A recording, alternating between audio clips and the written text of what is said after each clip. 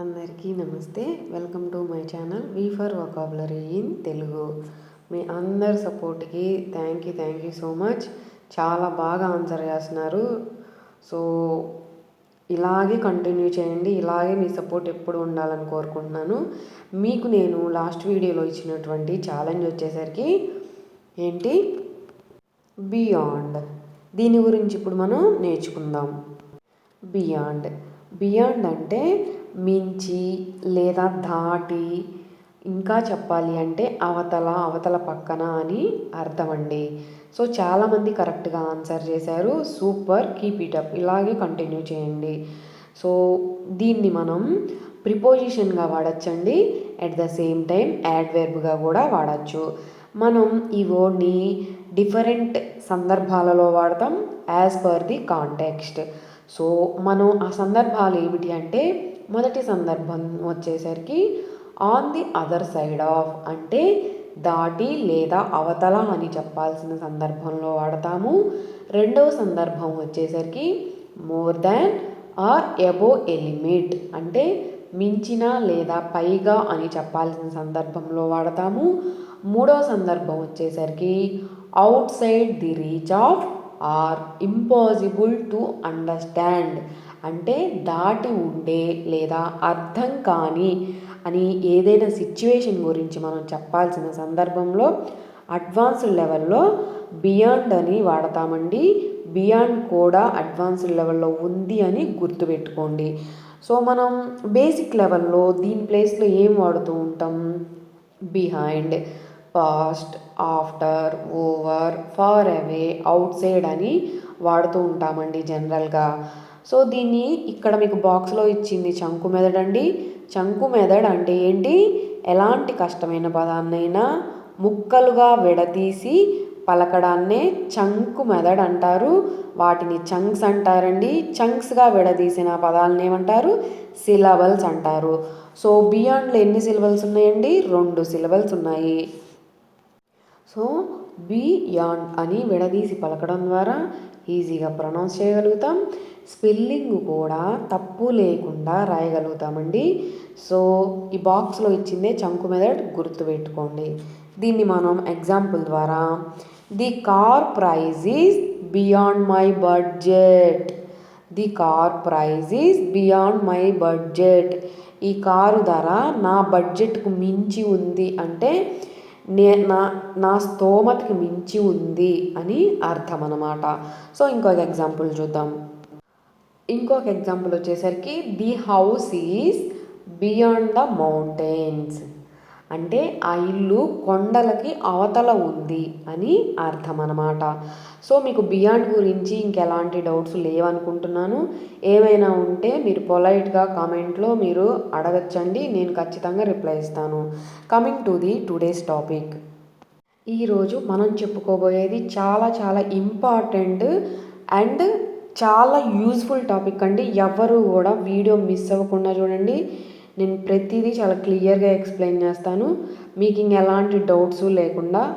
ఏంటి అంటే banking vocabulary, బ్యాంకుకి రిలేటెడ్ వొకాబులరీ. చాలామంది కన్ఫ్యూజ్ అయ్యి బ్యాంక్ ఫామ్ ఫిల్ చేయాలన్నా, బ్యాంకులో ఏదైనా మనీ డ్రా చేయాలన్నా, లేకపోతే ఏదైనా చెక్కు ఫిల్ చేయాలన్నా ఎన్నో డౌట్స్ ఉంటాయి. పక్కన వాళ్ళ మీద డిపెండ్ అవుతారు. సో అలా డిపెండ్ అవ్వకుండా దీని మీద నేను సిరీస్ చేస్తానండి. సో ఖచ్చితంగా వీడియో అనేది ఎండింగ్ వరకు చూడండి, చాలా important. So coming to the today's topic. First word వచ్చేసరికి క్రెడిట్. క్రెడిట్కి డెబిట్కి చాలామంది కన్ఫ్యూజ్ అవుతారు. ఈజీగా గుర్తుపెట్టుకోవడం అలా నేను చెప్తా. క్రెడిట్ అంటే జమ చేయడం, మన అకౌంట్లోకి డబ్బుల్ని వేయడం, కలపడం అని అర్థం అన్నమాట. సో మీరు క్రెడిట్ అనేది ఒక నౌన్ అండి, గుర్తుపెట్టుకోండి. సో ఏదైనా సరే, ఎవరైనా సరే మన అకౌంట్లో డబ్బులు వేసినప్పుడు మనం ఏమంటాము? క్రెడిట్ అంటామన్నమాట. సో దీన్ని ఎగ్జాంపుల్ ద్వారా, my salary was credited in to my account today. My salary was credited in to my account today. నా జీతం ఈరోజు నా ఖాతాలోకి జమ చేయబడింది, ఈరోజు నా జీతం పడింది అంటూ ఉంటాం కదా. సో క్రెడిట్ అంటామండి. ఓకేనా, గుర్తుపెట్టుకోండి. డెబిట్. డెబిట్ అంటే తీసివేయడం, ఖర్చు చేయడం, అప్పు చేయడం అని అర్థం అండి. సో దీన్ని వెర్బ్గా వాడతాము, గుర్తుపెట్టుకోండి. అంటే మన అకౌంట్ నుంచి మనీని తీసివేయడం అనమాట. ఇప్పుడు మీకు ఒక బండ గుర్తు చెప్తాను. క్రెడిట్ టు డెబిట్ అన్నప్పుడు మేము కన్ఫ్యూజ్ అయిపోతున్నాము, మాకు మెయిల్స్ వచ్చినప్పుడు, మెసేజ్ వచ్చినప్పుడు. అంటే డెబిట్లో డి ఉంది కదా, డబ్బులు దొబ్బేయడం అంటూ ఉంటారు, అంటే కొట్టేయడం ఇలా అంటూ ఉంటారు. అక్కడ కూడా ఏముంది, డీనే వచ్చింది. సో ఈజీగా డెబిట్ అనేది గుర్తుపెట్టుకుంటే మీకు క్రెడిట్ అనేది ఆటోమేటిక్గా గుర్తుంటుంది. సో క్రెడిట్కి ఆపోజిట్ ఏంటి, డెబిట్. ఇప్పుడు ఈజీగా గుర్తుంటుంది మీకు. ఒక బండ గుర్తుండడం కోసం మాత్రమే చెప్పానండి, గుర్తుపెట్టుకోండి. ఇలాంటి బండ గుర్తులు బాగా ఈజీగా గుర్తుంటాయి. అదే మనం ఇంగ్లీష్లో కూర్చోబెట్టి చెప్పామనుకోండి, ఈ చెవితో విని ఈ చెవితో వదిలేస్తారు. అందుకని ఆ ఎగ్జాంపుల్ చెప్పాను, గుర్తుపెట్టుకోండి. అంటే మన బ్యాంకు ఖాతా నుండి డబ్బు తీసుకోవడం లేదా తగ్గించడం, అంటే తీసివేయడం లేదా ఖర్చు చేయడం అన్న సందర్భంలో మనం డెబిట్ అని వాడతాము. సో అర్థమైంది కదా మీకు. దీన్ని ఎగ్జాంపుల్ ద్వారా, bank charges are debited from my account every month. Ed వచ్చింది, ఆల్రెడీ జరిగిపోయింది. బ్యాంకు ఛార్జీలు అనేవి ప్రతి నెల నా ఖాతా నుండి తీసివేయడం జరుగుతుంది. ఎవరికైనా అంతే కదా. నేను మల్టిపుల్ ఎగ్జాంపుల్స్ నేను చెప్పట్లేదండి, ఎందుకంటే ఈ వీడియో చాలా లెంతీ అయిపోతుంది. సో మీకు ఎగ్జాంపుల్స్ మల్టిపుల్ కావాలంటే నేను నెక్స్ట్ షార్ట్లో మీకు ఎగ్జాంపుల్స్ ఇస్తాను, లేదంటే ఇంకొక వీడియోలో నేను వాయిస్ ఓవర్ ఇవ్వకుండా ఓన్లీ జస్ట్ ఎగ్జాంపుల్స్ పోస్ట్ చేస్తాను. కావాలనుకున్న వాళ్ళు చూడండి, ఓకేనా, అర్థం చేసుకుంటారని అనుకుంటున్నాను. నెక్స్ట్ వర్డ్ వచ్చేసరికి ఓవర్ డ్రాఫ్ట్. ఓవర్ డ్రాఫ్ట్ అంటే మించిన ఉపసంహరణ. చాలామందికి దీని అర్థం తెలీదు. ఎవరో ఫ్రెండ్స్ చెప్పారని, వాళ్ళు చెప్పారని చెప్పేసి కరెంట్ అకౌంట్స్ తీసుకొని బ్యాంకు కరెంట్ అకౌంట్స్ ఉన్న వాళ్ళకి ఇది ఒక బెనిఫిషియల్గా ఇస్తుందండి. సో దీనివల్ల మంచి అయితే ఎలా ఉందో, చెడు దానికి డబల్ ఉంది. అది ఏంటో ఇప్పుడు ఎక్స్ప్లెయిన్ చేస్తాను, అందరూ జాగ్రత్తగా విని జాగ్రత్త పడండి. సో ఓవర్ డ్రాఫ్ట్ అంటే ఏం లేదండి, ఇప్పుడు సపోజ్ మీ అకౌంట్లో 10,000 ఉన్నాయనుకోండి, మీరు ఏదైనా దానికి మించి అంటే 10,000 మీ అకౌంట్లో ఉన్నాయి, మీరు కానీ ఈఎంఐ అనేది 11,000 కట్టాలి. సో మీరేం చేస్తారు, ఏదైతే కరెంట్ అకౌంట్ ఉందో, సేవింగ్స్ అకౌంట్ కాకుండా కరెంట్ అకౌంట్ ఏదైతే ఉందో దాని నుంచి పే చేసేస్తారు. ఎలాగా, ఈ ఆప్షన్ ఎవరికైతే అవైలబుల్గా ఉంటుందో, ఎనేబుల్ అయి ఉంటుందో దానిలోకి వెళ్ళేసి 11,000 కొట్టేస్తారు. దీన్ని గనక వాళ్ళు చెప్పిన టైంలో మీరు గనక కట్టకుండా దాన్ని అలాగే పెడితే వడ్డీలు కాదు చక్ర వడ్డీలు కట్టాలి, గుర్తుపెట్టుకోండి. ఇదొక మైనస్ పాయింట్. ఇంకొకటి, ఎవరైతే పెద్ద పెద్ద బిజినెస్లు, ఎవరైనా బిజినెస్లు స్టార్ట్ చేసినా వెళ్ళి కరెంట్ అకౌంట్స్ తీసుకుంటారండి. అప్పుడు బ్యాంక్ అనేది సర్టైన్ లిమిట్ వరకు మీరు ఓవర్ డ్రాఫ్ట్ చేసుకోవచ్చు అని ఇస్తారు. అంటే మీరు ఒక 50,000 వరకు మీ అకౌంట్లో డబ్బులు లేకపోయినా ఈ అకౌంట్ నుంచి ట్రాన్స్ఫర్ చేయొచ్చండి, బ్యాంకు మీకు ఇచ్చిద్ది అని చెప్తూ ఉంటారు. సో అర్థమైంది కదా, క్లియర్ కదా. ఓవర్ డ్రాఫ్ట్ అంటే ఇదే అనమాట. దీనివల్ల చాలా లాభమేమో కానీ నష్టమే ఎక్కువ ఉంది. చాలామంది తెలియక దీని విషయంలో తప్పు చేస్తున్నారు. ఖచ్చితంగా జాగ్రత్త పడండి. ఓవర్ డ్రాఫ్ట్ ఎవరైతే కరెంట్ అకౌంట్స్ ఉన్నవాళ్ళు గుర్తుపెట్టుకోండి. సో అర్థమైంది కదా. Withdrawing more money than available in the account. మీ అకౌంట్లో ఉన్నదానికన్నా ఎక్కువ అమౌంట్ని తీసుకోవడం. అర్థమైంది కదా. ఇది ఎవరికి ఎలిజిబిలిటీ ఉంటుంది, ఎందుకు ఉంటుంది అన్నీ కూడా. సో ఎగ్జాంపుల్ చూద్దాం. She paid A fine for over draft in her account. She paid A fine for over draft in her account. తన ఖాతాలో మించిన ఉపసంహరణకు ఆమె జరిమానా చెల్లించింది అని అర్థం అన్నమాట. సో అర్థమైంది కదా. ఇది మనం వెళ్ళి అడిగితేనే వాళ్ళు కరెంట్ అకౌంట్కి మాకు ఓవర్ డ్రాఫ్ట్ కావాలండి అంటే పర్టికులర్ లిమిట్ ఇస్తారు. 50,000, 30,000 ఎంత ఎక్స్ట్రా డ్రా చేసుకోవచ్చు అనేది. క్లియర్ కదా మీకు. Coming to the next word, mortgage. Shock అయ్యారు కదా, ఏంది మనం మార్టిగేజ్ అంటాము, మేడం ఏంది మాగేజ్ అంటుంది అనుకుంటున్నారు కదా. మీరు గూగుల్లో చెక్ చేసుకోండి, యూట్యూబ్ మొత్తం ఎతకండి. దీన్ని ఇక్కడ టీ రెండు సైలెంట్ అండి. సైలెంట్ వర్డ్స్ అనేవి చాలా జాగ్రత్తగా మనం గుర్తుపెట్టుకొని మరి ప్రొనౌన్సేషన్ అనేది చేయాలి. చాలా ఇంపార్టెంట్ అనమాట మన వే ఆఫ్ టాకింగ్లో. సో మార్టిగేజ్ కాదండి, దీనిలో ప్రొనౌన్సేషన్ కరెక్ట్ చేసుకోవాల్సిన అవసరం మనకుంది. సో దీన్ని ఏమని పలకాలి, ఈ వర్డ్ కింద ఇచ్చాను చూడండి, మాగేజ్. మాగేజ్ అని పలకాలి. మాగేజ్ మార్టిగేజ్ అని వాడుతూ ఉంటాం కదా, దాని ప్లేస్లో 2 రోజులు ప్రాక్టీస్ చేయండి, మాగేజ్. ఓకేనా. సో టీ రెండు సైలెంటే అండి. అంటే ఏంటి, తనఖా, తాకట్టు, కుదువ పెట్టడం అని అర్థం అన్నమాట.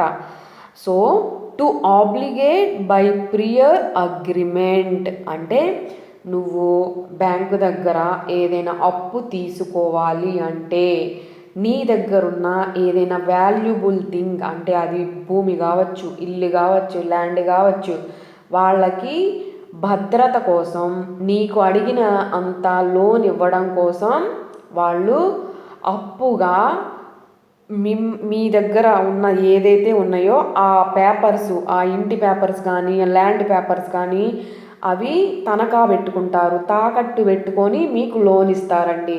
దాన్నే మార్టిగేజ్ అని మనం జనరల్గా ఇప్పటిదాకా అన్నాము, కానీ కాదండి, మార్గేజ్ అనాలి. అర్థమైంది కదా.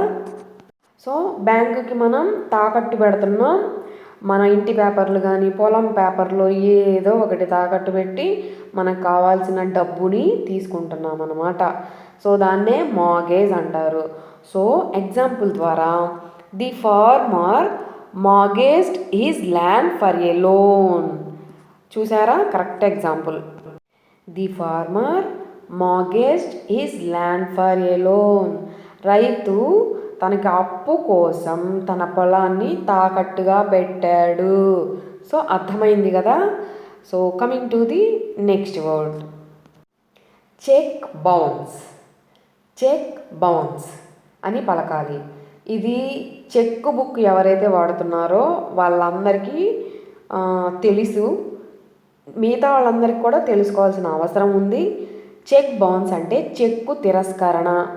అంటే చెక్కుని ఇప్పుడు మనం వేరే వాళ్ళకి డబ్బులు ఇవ్వాలి, ఇదిగోండి 1,00,000 రూపాయలు అని చెప్పి నా పేరు మీద సైన్ చేసి, నా అకౌంట్ నెంబర్ ఆల్రెడీ మన చెక్ బుక్లోనే ఆల్రెడీ ప్రింట్ అయి ఉంటుంది, మనం జస్ట్ సైన్ చేసి ఎవరికి పే చేస్తున్నాము, ఎవరికి వెళ్ళాలి అని చెప్పేది వాళ్ళ పేరు, పలానా డేట్ మనం కరెక్ట్గా సైన్ చేసి ఇస్తామండి.